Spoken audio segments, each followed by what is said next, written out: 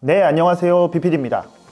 이거 코나가 긴장을 좀 해야 될 것 같은데요. 지금까지 소형 SUV 시장은 현대기아차의 동무대였습니다. 아마 르쌍쉐의 입장에서는 상당히 억울했겠죠. 우리나라의 소형 SUV 시장은 QM3랑 트랙스가 열었고, 사실 이 시장을 키운 거는 티볼리잖아요. 그런데 어느 순간부터 현대기아차가 이쪽 시장을 잠식하기 시작했죠. 코나가 잠깐 겁을 주고 스토닉이 간을 보고 셀토스가 이 시장을 아예 장악해버렸잖아요. 그 뒤로 트레일블레이저도 나오고 XM3도 나오고 여러 가지 반격이 있었지만 역시나 현대기아차한테는 게임이 되지 않았습니다. 그냥 이대로 시장이 굳어지나 싶었는데 분위기가 조금씩 달라지기 시작했죠. 셀토스는 아직도 강력합니다. 하지만 문제는 코나입니다. 최근에 풀체인지가 되면서 예상했던 가격보다는 많이 올랐잖아요. 물론 차는 정말 잘 만들었지만 소비자들의 예산을 차의 만듦새가 모두 결정하는 건 아니라서 아직도 갑론을박이 많은 상황입니다. 실제로 대기 기간을 보면 현대 신차치고는 정말로 짧은 편이라서 살짝 불안한 와중에 쉐보레가 공격적인 신차 하나를 공개했습니다. 최근에 공개된 트랙스 풀체인지에 이어서 이번에는 트레일블레이저입니다. 페이스리프트 모델인데 예사롭지가 않죠. 오늘은 어떤 걸 이야기할 거냐면, 일단 트레일블레이저 페이스리프트 모델이 어떻게 바뀌었는지 살펴보고, 이 중에 한국 소비자들이 좋아할 만한 포인트가 뭔지, 그리고 트레일블레이저가 가져갔으면 하는 전략까지 한 방에 정리하도록 하겠습니다. 그럼 먼저 변화된 디자인부터 살펴보도록 할게요. 사실 사진만 놓고 보면 어디가 어떻게 바뀌었는지 조금 알아차리기가 어려워요. 저는 개인적으로 포르쉐처럼 이런 게 좋다고 생각하거든요. 약간 페이스리프트의 본질이라고 해야 될까요? 디자인이 괜찮은 차들 같은 경우는 기존 디자인을 최대한 유지하면서 단점인 부분을 보완해서 페이스리프트 모델을 내놓잖아요. 이걸 가장 잘하는 브랜드가 BM이라고 생각하는데,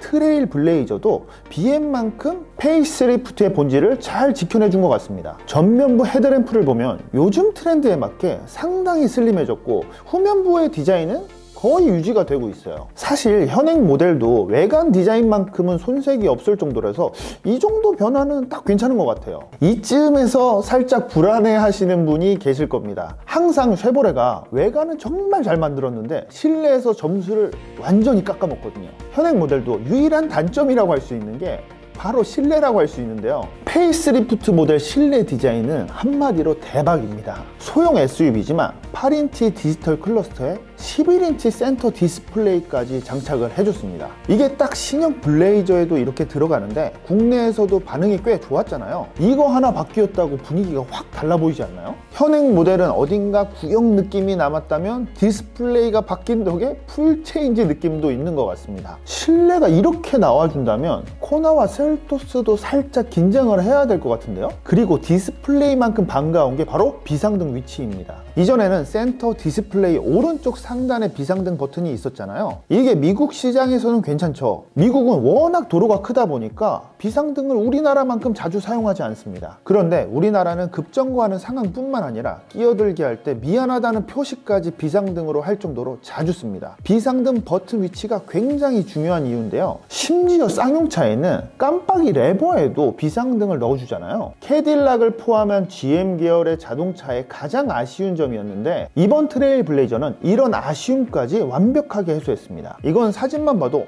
이건 잘 팔리겠다는 생각이 들지 않나요? 이 정도로 단점을 완벽하게 개선해서 나올 줄은 상상도 못했는데, 이쯤에서 마음 한편에 걸리는 게 하나 있죠. 쉐보레 차들은 실내만큼 아쉬운 게 차는 정말로 잘 만들면서 가격이 문제가 되는 경우가 꽤 있었거든요. 사실 출시 타이밍은 그렇게 나쁘진 않은 것 같습니다. 이미 트랙스 풀체인지가 예정되어 있기 때문에 올해 하반기에 나와도 늦지 않은 느낌인데, 가장 걱정되는 건 가격입니다. 트랙스 풀체인지랑 비교하면 이게 뭔가 싶기도 해요. 북미 가격이 먼저 공개됐는데 트랙스 풀체인지는 시작 가격이 21,500달러 정도 되거든요. 그런데 트레일블레이저 페이스리프트 모델은 23,100달러부터 시작됩니다. 옛날 같았으면 그렇게 크게 이상한 가격은 아니거든요. 원래 트랙스가 가장 작고 트레일블레이저가 위급 개념이었으니까요. 그런데 트랙스 풀체인지가 되면서 차체 크기가 트레일블레이저보다 커졌고, 우리나라는 차 크기로 차급을 나누는 경향이 굉장히 강하잖아요. 이런 점에 있어서 살짝 걱정됐는데, 자료를 살펴보니까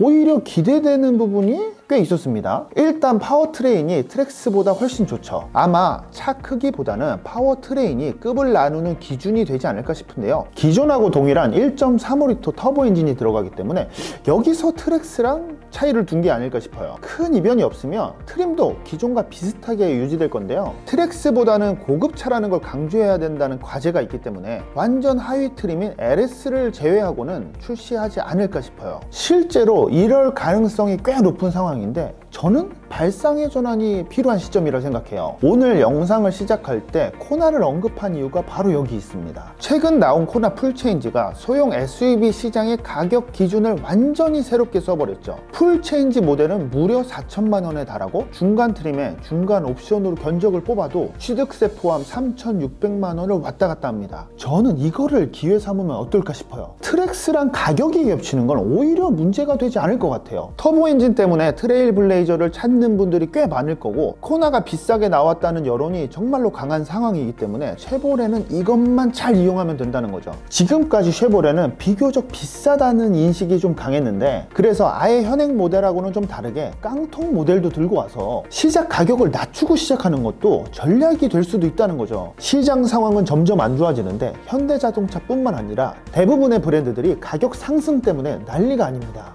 코로나 여파 이후로 원자재 가격, 환율, 고금리, 온갖 악재가 겹치면서 이걸 가격 상승의 명분으로 삼고 있기 때문이죠. 그런데 GM은 이런 상황에서도 다른 전략을 보여줬습니다. 모든 전기차가 4천만 원을 우습게 넘길 때 3천만 원대 전기차를 공개하면서 전기차가 저렴할 수도 있다는 인식을 심어줬잖아요. 트레일 블레이저도 이 비슷한 전략이 통할 거라는 겁니다. 가격이 특정 경쟁 모델보다 저렴하다고 하면 일단 사람들이 무조건 관심을 가질 거고 관심이 많은 상태에서 고객을 끌어모으는 거는 천지차이거든요. 많은 관심을 실제 구매로 전환시키는 게 가장 이상적인 전략이고 가장 유일한 경쟁력이기도 합니다. 디자인은 코나도 정말 나쁘지 않고 트레일 블레이저는 디자인하고 관련된 모든 단점을 개선했습니다. 이건 취향에 따라 결정되는 요소라는 거죠. 남은 건 결국 가격인데 이 정도 딱 변화가 있는 와중에 가격만 괜찮다면 트레일 블레이저도 구매하고 싶은 사람들이 충분히 많을 거라 생각합니다. 아마 트랙스 풀체인지보다는 트레일 블레이저의 가격 전략이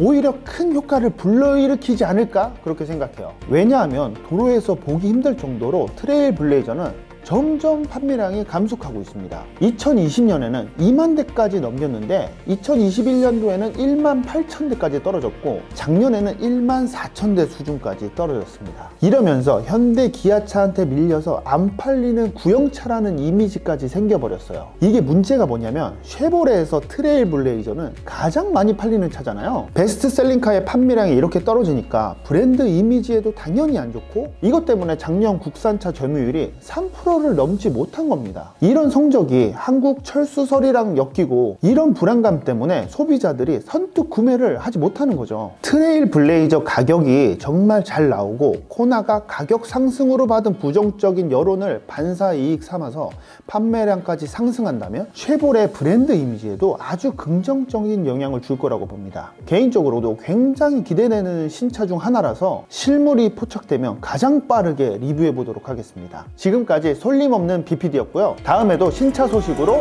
찾아뵙겠습니다. 감사합니다.